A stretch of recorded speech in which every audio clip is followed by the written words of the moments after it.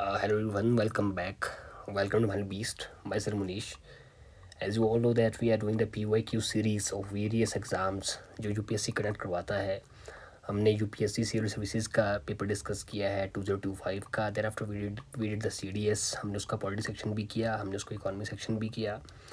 And then after in our last lecture जो हमने किया था, हमने उसमें सेंट्रल आर्म पुलिस फोर्स का जो एग्ज़ाम हुआ था 2025 में, उसका हमने पॉलिटी सेक्शन डिस्कस किया था और उसका ही एक कंटिन्यूशन है, right. And today we will be discussing the CAPF exam of 2024. उसका जो है हम आज polity section we will be doing, right. And what basically we are doing is we are trying to decode the language of UPSC, right. We are trying to decode the key themes जहाँ से बार बार questions आ रहे हैं आपके UPSC के civil services में, आपके CDS में. आपने देखा होगा वेरियस जो थीम्स है they are repeating, right. In the CAPF we will do the same thing, right. We will try to analyze that how by using common sense, right, we can solve few questions. We are trying to develop that uh, reasoning aptitude, that MCQ aptitude, right. We are trying to decode that traps जो UPSC set करता है, कैसे वो swap करता है statement को, right. सो हमने अब तक काफ़ी जो है थीम देख भी ली है, right. So in this lecture we will be doing the polity section, right. So let's start.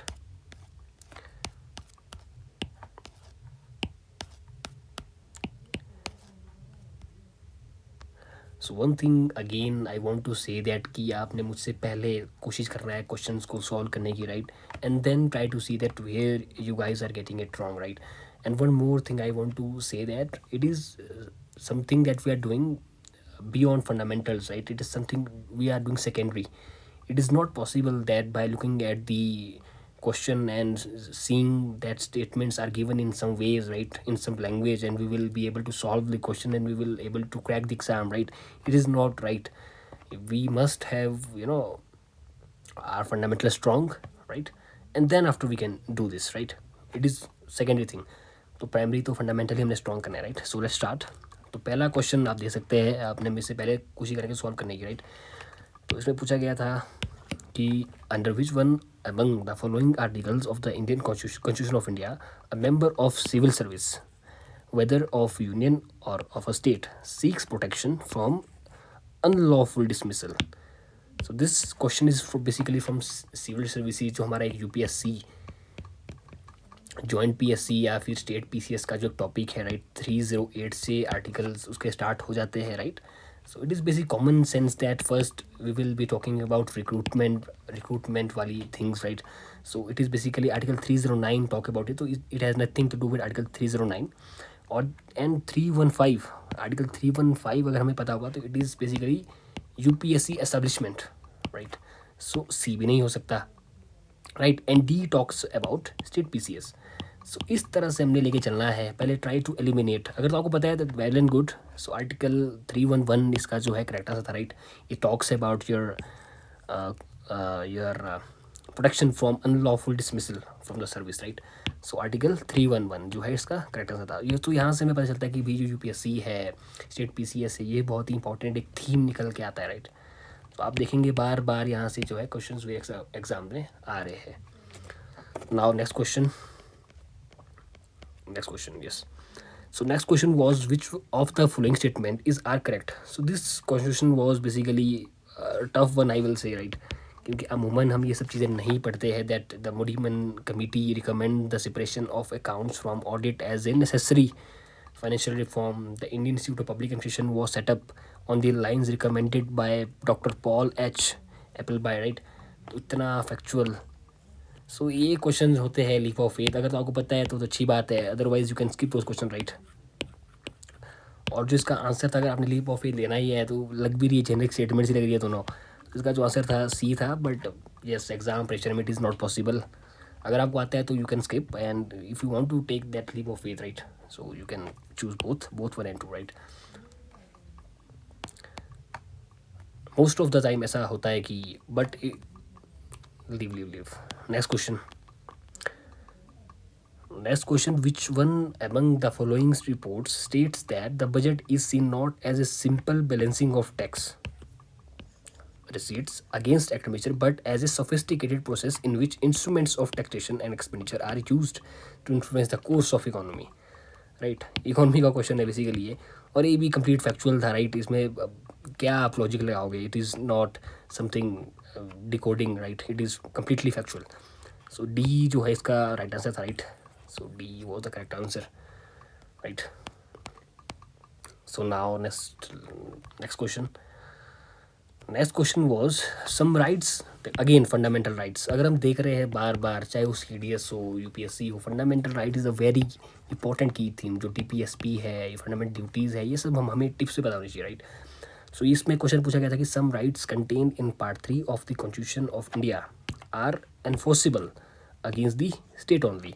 Some rights contained in part 3 of the Constitution of India are enforceable in favor of citizens only. ठीक है जी. Some rights contained in part 3 of the Constitution of India are enforceable against both the state and individual. So C. Some rights. Basic common sense है इसमें right. कल दिन आ सकता है कि no rights. It will be an extreme statement that no right right. कल दिन question आ सकता है कि all rights, तो वो भी हमें पता है कि ऑल राइट नहीं है राइट. तो इसमें क्या दिया गया है? Some rights. So when there is some it is basic common sense. अगर आपको नहीं भी पता, अब जैसे फॉर एग्जांपल योर यहाँ की अगर मैं बात करूँ, your favour of citizen article your 15, your 16, your 19, your 29, your 30 right. ये सब जो है सम ऑफ द आर्टिकल्स है, ये सिर्फ एक्सक्लूसिवली फॉर सिटीजन ओनली है right. It is not for both your foreigners right. तो सम राइट्स. तो इसका 1, 2 and 3 जो है इसका करेक्ट आंसर था right. It can be solve by basic common sense. कई बार आएगा no rights. So by that you can solve this question right. Now next question.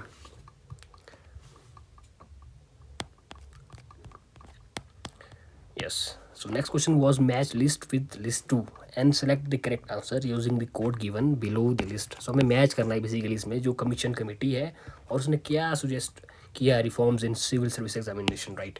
So Kothari commission, हमें इसमें सबसे पहले चलना है. अगर मान लो आपको सबका नहीं पता, it is very much obvious that हमको सबका पता नहीं भी होगा, तो हमें सबसे पहले कोशिश करना है कि जो बिल्कुल ये एक बेसिक है और मतलब कि हमने जो पढ़ी हुई है राइट. जैसे कोठारी कमीशन है, we all know that Kothari जो कमीशन थी 1964 की थी I guess. It was suggested for civil services mains examination written and interview. So a का 4 हो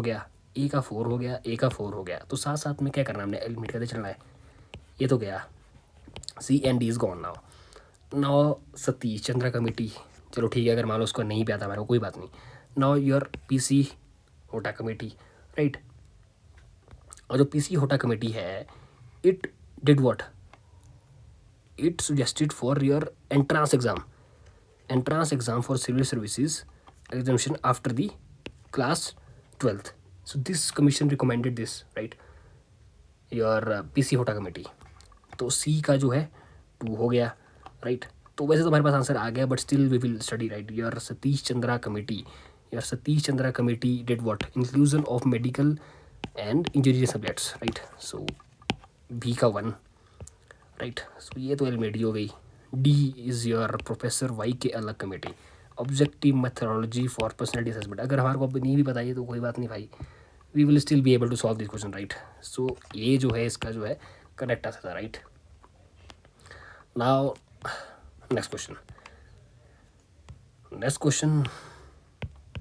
under which one among the following articles of the Constitution of India the seats are reserved for the scheduled caste and scheduled tribe. देखो ना, पूरा question पढ़ना है भाई. हम कई बार एक्साइटेड होते हैं एंड समटाइम्स यहाँ पे दिया होगा 243D और हम सोटी कर देंगे और नीचे पढ़ेंगे नहीं. यहाँ पे क्या दिया है, म्यूनसिपैलिटी. तो आराम से क्वेश्चन को पढ़ना है right. Municipality we know that your article 243T talks about it right. 243 and 243D is for your Panchayati Raj right. और बाद में अब हमें ये आर्टिकल भी पता होना चाहिए कि भाई आर्टिकल 243 आ गया है. कल दिन क्या पता इसमें क्वेश्चन आ जाए. तो इसमें है composition of your municipality. 243S में क्या है, इसमें है जी वार्ड कमेटीज़ राइट. 243ZA में क्या है, इसमें है जी इलेक्शंस राइट. तो ये हमें की थीम पता चल गई कि भाई जो है म्यूनसिपैलिटी है, पंचायती राज है. योर 73rd अमेंडमेंट हमें पता होनी चाहिए, 74th अमेंडमेंट हमें पता होनी चाहिए राइट. सो यहाँ से ऐसे पिक करनी है की थीम्स आपने right. Now next question. Next question was again, it was again factual, हम नहीं पढ़ते अमूमन, लेकिन देखो ये तो आसान था. Right to information act was enacted in 2005, right. So 2 statement is correct. यहाँ पे भी 2 है, नाइदर तो गया, 1 भी गया, right. Now we are in 50-50. ये क्वेश्चन होता है लीप ऑफ फेथ वाले, right. The abolition of the official secrets act 1923 was recommended by the second ARC commission, right. So इसका बोथ 1 and 2 इसका जो है आंसर था, राइट. सो ये हो जाते हैं 50-50 वाले question. You can take leap of faith, अगर आपको नहीं पता तो नहीं पता, राइट. बट जेंडिक स्टेटमेंट थी तो yes, this was the answer, right. So कोई और क्वेश्चन तो आई गेस था नहीं इस साल, right. It was the last question. चलो ये क्वेश्चन ले लेते हैं करंट अफेयर का, right. Mission Shakti DRDO is the name given by India to. It was I guess anti satellite missile था ये, कि भी मिसाइल जो डिफंक करनी है उसके लिए शायद ये मिशन था. And mission Shakti DRDO is the name given by India to anti-satellite missile. So it was enough, I guess, for the day. Thank you so much.